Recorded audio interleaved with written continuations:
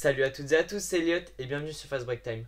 Aujourd'hui on est le 19 novembre 2020, la draft a eu lieu la nuit dernière, donc on parle de la draft aujourd'hui.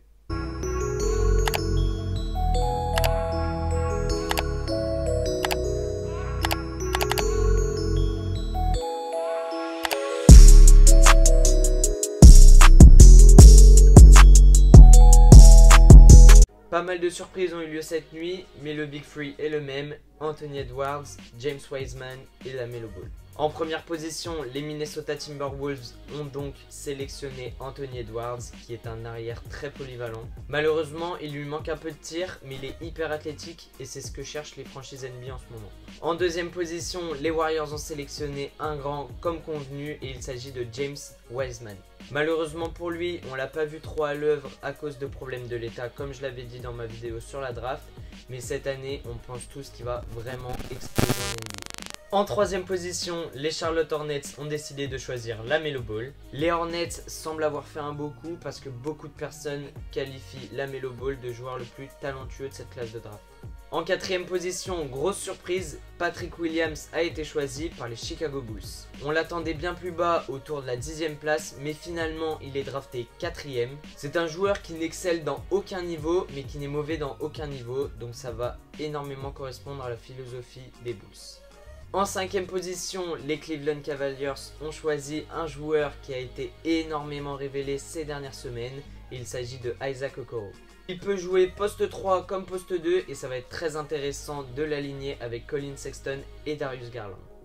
En 6, les Atlanta Hawks avaient prévu de choisir un grand et il s'agit de Onyeka Okongwu. Il semblait pour les experts le meilleur poste 4-5 derrière James Wiseman sur cette classe de draft. Il ne possède pas de grosses lacunes mis à part un shoot assez mitigé.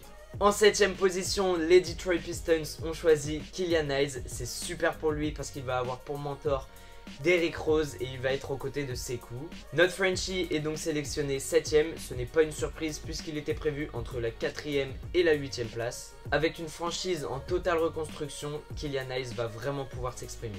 En 8, mes New York Knicks ont choisi un natif et il s'agit de Obi Toppin.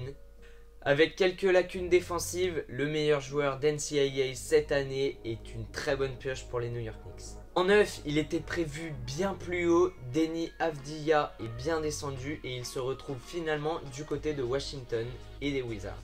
Et ouais, parce qu'il y a quelques semaines encore, tout le monde le voyait vraiment fort. Malheureusement, il écope de la 9ème place alors tout le monde l'annonçait à la 4ème place et aux Chicago Bulls. En 10ème position, 3ème grosse surprise avec Deni Avdija et Patrick Williams.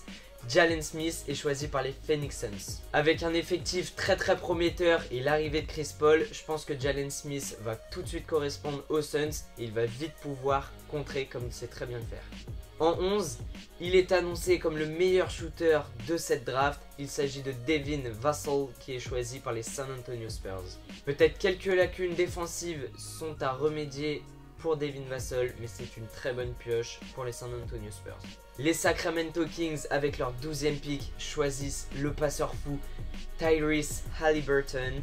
C'est un joueur qui devrait correspondre à la franchise puisqu'il a un énorme QI basket, il a une énorme vision de jeu et il est très fort au niveau des passes. Il pourrait être soit le backup de De'Aaron Fox, soit le backup de Buddy Hield en poste 2 ou peut-être même prendre la première option au poste d'arrière. En 13, il était très attendu, Kyra Lewis Jr. est choisi par les New Orleans Pelicans. Le petit gabarit d'Alabama va pouvoir s'exprimer aux Pelicans avec une concurrence qui ne s'annonce pas très folle. En 14e position, les Boston Celtics se semblent prendre le meilleur défenseur de cette draft. Il s'agit de Aaron Nesmith. Avec des très bonnes qualités de tir et de défense, Aaron Nesmith devrait complètement se fondre dans l'effectif des Celtics. En 15, il était tout aussi attendu, meneur assez irrégulier du côté de North Carolina. Cole Anthony est choisi par les Orlando Magic. Avec des qualités athlétiques très impressionnantes mais un manque de régularité, Cole Anthony a tout approuvé en NBA. En 16e position, les Houston Rockets choisissent Isaiah Stewart qui va tout de suite être envoyé dans la foulée aux Detroit Pistons. Véritable monstre physique, le poste 4-5 a vraiment un coup à jouer du côté de Détroit. Deuxième trade de la soirée, les Minnesota Timberwolves choisissent dans un premier temps Aleksej Pokusevski qui sera tout de suite échangé à OKC.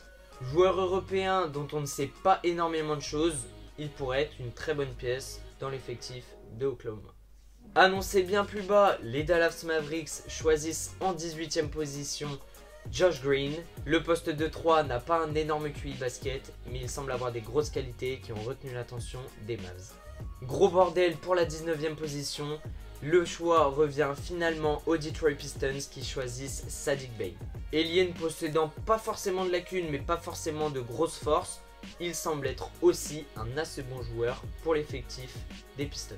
Le Miami Heat semble avoir fait un bon coup puisqu'il sélectionne Precious Achiuwa en 20e position. Solide poste 4, petit poste 5, il pourra très bien rentrer dans les tablettes de Miami qui manquent d'un poste 4. En 21e position, les Philadelphia 76ers choisissent Tyrese Maxey, qui est un joueur très irrégulier mais qui est aussi très fort. Malheureusement pour lui, il nous a montré cette saison une certaine irrégularité puisqu'il peut sortir des matchs à bien plus de 20 points comme des matchs à environ 5 points. En 22e position, les Denver Nuggets choisissent un poste 4-5 et il s'agit de Zeke Nyanji. Il conviendra largement en backup de Bol Bol ou de Nikola Jokic. En 23e position, un nouveau trade s'est effectué. Les Utah Jazz ont d'abord donné leur pick aux Knicks, qui l'ont transféré ensuite aux Timberwolves, pour sélectionner Leandro Bolmaro. Un nouvel Européen dont on ne connaît pas énormément les qualités non plus, qui jouait du côté du Barça et avec un effectif très rempli, il n'a pas eu énormément de minutes cette année en Euroleague et en série espagnole. En 24e position, les Milwaukee Bucks prennent RJ Hampton, qui a malheureusement bien chuté. Avec un caractère assez mitigé et un ego assez surdimensionné, le meneur a fait parler de lui dernièrement puisqu'il s'autoproclamait meilleur joueur de cette classe de draft. Je dis ça, je dis rien, mais t'es quand même 24e RJ. En 25e position, les New York Knicks choisissent Emmanuel Quickley. Véritable sniper, il va s'ajouter à la longue liste d'arrière-meneurs des New York Knicks. En 26e position, les Boston Celtics choisissent à nouveau un tireur d'élite et il s'agit de Peyton Pritchard. Petit meneur d'1m85, il va encore amener du tir du côté de Boston. En 27e position, Udoka Azubuike est choisi par les Utah Jazz du pick des New York Knicks. Il est prêt pour rentrer en NBA et il semble être un très bon backup pour Rudy Gobert qui va lui amener toute son expérience. En 28e position, les Lakers qui ont envoyé leur pick au Thunder, qui ont envoyé leur pick aux Wolves, ont choisi Jaden McDaniels. Ailier fort possédant énormément de skills, on peut se demander ce que Jaden McDaniels va donner dans la grande ligue. En effet, il y a beaucoup d'experts qui doutent sur ses capacités et qui savent finalement pas trop où mettre. Avec le 29e choix, les Toronto Raptors choisissent Malachi Flynn qui est encore un petit meneur. Encore un très bon shooter, il pourra s'ajouter à Fred VanVleet s'il re-signe et à Kyle Lowry dans la rotation des Raptors. En 30e position, les Boston Celtics choisissent Desmond Bane qui sera directement envoyé aux Memphis Grizzlies. Encore un bon shooter à 3 points fait son entrée et il pourrait être un très bon role player. Le premier tour de cette draft est terminé et nous allons voir maintenant les gros noms du deuxième tour. En 31e position, les Dallas Mavericks choisissent Tyrell Terry. Le meneur sera sûrement backup de Jalen Brunson la saison prochaine. En 32e position, les Charlotte Hornets prennent un gros poste 4-5. Il s'agit de Vernon Carey Jr. Vernon Carey Jr. est assez polyvalent et il y a une énorme hype autour de lui grâce à cet Omar. En 34e position, on est bien tous déçus. Théo Maledon est choisi par les Sixers qui est tout de suite envoyé à Oklahoma. À cause de l'arrêt de la saison et de sa blessure à l'épaule aux mondiaux, Théo Maledon n'a pas énormément prouvé. Le très gros point positif, c'est que notre Frenchie arrive dans une franchise en pleine reconstruction. Il va pouvoir donc gratter des minutes dès qu'il en aura la possibilité. En 41e position, les San Antonio Spurs ont choisi Trey Jones, qui est un meneur qui a déjà énormément d'expérience.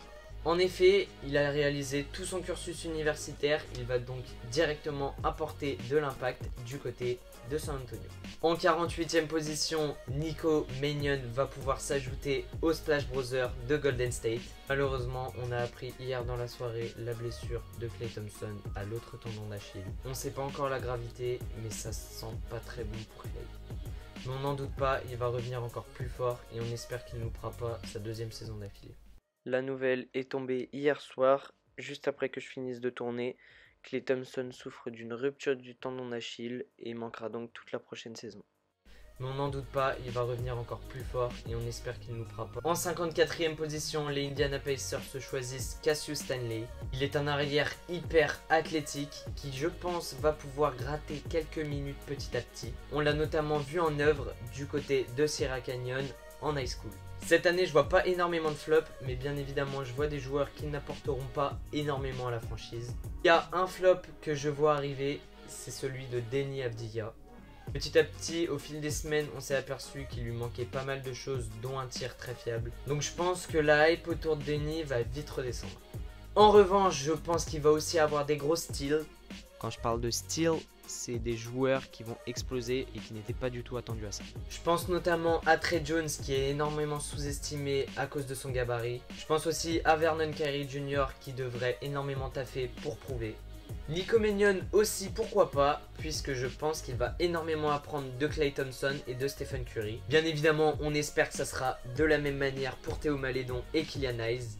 Même si on attend déjà Killian Hayes très haut cette saison. J'espère aussi que Tyrese Maxey, Tyrese Haliburton et Cole Anthony feront partie de ces styles. Donc voilà, c'est déjà tout pour moi. J'espère que vous avez kiffé la vidéo. Si c'est le cas, likez comme d'habitude. N'hésitez pas aussi à me lâcher un commentaire pour me dire ce que vous avez pensé de la vidéo et pour me dire ce que vous voyez chez les nouveaux prospects.